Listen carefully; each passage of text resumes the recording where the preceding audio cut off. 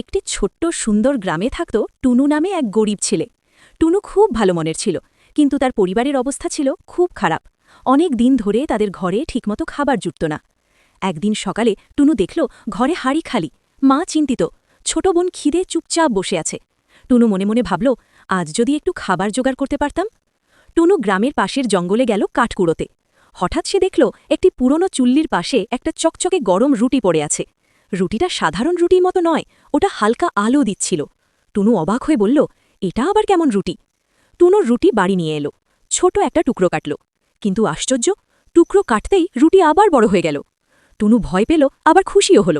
টুনু তার মা, বাবা আর বোনকে রুটি খাওয়ালো। যত বেশি সে ভাগ করছিল ততই রুটি বড় হচ্ছিল। ঘরে আবার হাসি ফিরল। টুনু গ্রামের গরিব মানুষদেরও রুটি দিতে লাগল। সবাই খুশি, কেউ আর খিদে নেই। গ্রামটা আনন্দে ভরে গেল। কয়েকদিন পর টুনুর মনে লোভ এলো।